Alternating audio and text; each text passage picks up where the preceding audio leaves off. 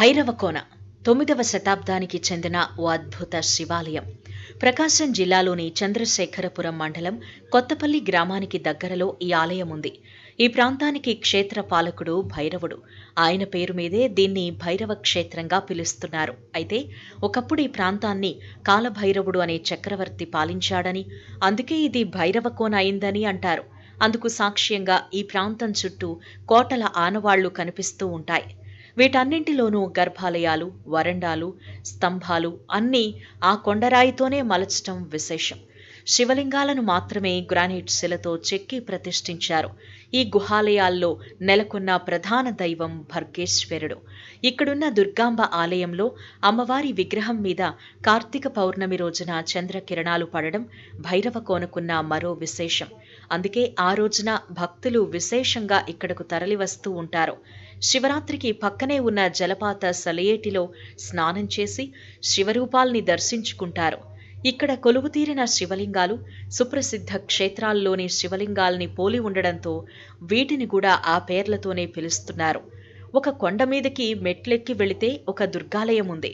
అంతేకాదు ఈ ప్రాంతం అనేక ఔషధ మొక్కలకు పుట్టినిల్లు కూడా. ఆయుర్వేద వైద్యానికి అవసరమైన ఎన్నో మూలికల్ని ఇక్కడి నుంచే సేకరిస్తూ ఉంటారు. ఈ ఆలయాల నిర్మాణం 7వ శతాబ్దం నుంచి చాళుక్యుల కాలం వరకు, అంటే 11వ శతాబ్దం వరకు కొనసాగి ఉంటుందని అంచనా. భైరవకోనకు వెళ్లాలంటే ప్రకాశం జిల్లా అంబవరం, కొత్తపల్లి చేరుకుంటే ఉదయం నుంచి రాత్రి 10 గంటల వరకు బస్సు సౌకర్యం ఉంటుంది.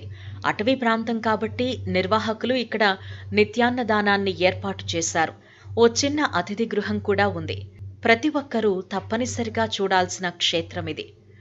ఎగసిపడే వేగంతో, హోరెత్తే సవ్వడితో ఏకంగా 200 మీటర్ల ఎత్తు నుంచి దూకిపడే మహోన్నత జలపాతమిదే. కళ్ళు తిరిగిపోయే వేగం దీని ప్రత్యేకం. కొండలను ఒరుసుకుంటూ ఒక శక్తి కెరటంలా ఇది ఉరుకుతుంది. భైరవకోనలోని ఈ జలపాతం ఎంతో చారిత్రాత్మకం. భక్తులు, పర్యాటకులు నిత్యం సందర్శించే ఒక అద్భుతం. ఈ జలపాతం మూలికా జలపాతంగా ప్రసిద్ధి పొందింది. దాంతో జనం వెల్లువెత్తుతారు. ఇక దీని చరిత్ర మరెంతో గొప్పది. వర్షాధారంగా నీటిని నిల్వ చేసుకుని లేదా సొంతంగా తయారు చేసుకుని నిరంతరం నీరును పంపిణీ చేయగల సామర్థ్యం గల కొండను కోన అంటారు. కోనలో జలపాతం మాదిరిగా నీరు కొండపై నుంచి పడుతూ లేదా కాలువ ద్వారా నీరు పల్లానికి చేరుతూ, లేదంటే ఈ రెండూ ఎల్లప్పుడూ జరుగుతూ ఉంటాయి. కోనలో ఎప్పుడూ నీటిపారుదల ఉన్నప్పటికీ వానాకాలంలో నీటి ప్రవాహం ఎక్కువగాను, ఎండాకాలంలో కాస్త తక్కువగాను ఉంటుంది. కోనలో నీటి సౌకర్యం ఉండడం వలన ఇక్కడ పెరిగే చెట్లు పచ్చగా, బలంగా, ఏపుగా పెరుగుతాయి. కోన ప్రాంతం అనేక సౌకర్యాలకు అనువుగా ఉంటుంది కాబట్టి మన పూర్వీకులు అవకాశం ఉన్న ప్రతి కోనలో దేవాలయాలను నిర్మించారు. కోనలోని పచ్చని చెట్లు, చల్లని వాతావరణం, జలజలా పారే నీటి ధారలు సందర్శకుల మనస్సును ఆనందింపచేస్తాయి. కోనలో నీరు నిరంతరం పారే చోట స్వచ్ఛంగా ఉంటుంది. అందువల్ల ఈ నీరు తాగేందుకు ఉపయోగపడుతుంది.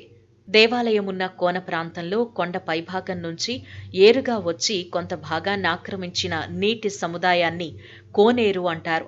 కోనలో పైనుంచి కింది వరకు మొత్తం ఏటవాలుగా ఉండగా అగ్రభాగాన లేదా అగ్రభాగానికి కొంచెం కిందగా భూమి విశాలంగా ఉంటుంది. దాదాపుగా అన్ని కోనలకు ఆ కోనలో వెలసిన దేవుని పేరుగాని, ఈ ప్రాంతంలో ఉన్న గ్రామం పేరుగాని పెట్టబడి ఉంటుంది. ప్రకాశం జిల్లాలో చంద్రశేఖరపురం మండలంలో ఉంది అంబవరం కొత్తపల్లి అనే ఊరు. ఆ ఊళ్ళోనే ఉంది అందాలకి ఆటపట్టు, అద్భుతాలకి నెలవైన లోయ భైరవకోన. ప్రకాశం జిల్లా అద్భుతాలకు నెలవైన లోయ భైరవకోన. ప్రకాశం, నెల్లూరు, కడప జిల్లాల సరిహద్దుల్లో ఉన్నది ఈ ప్రదేశం.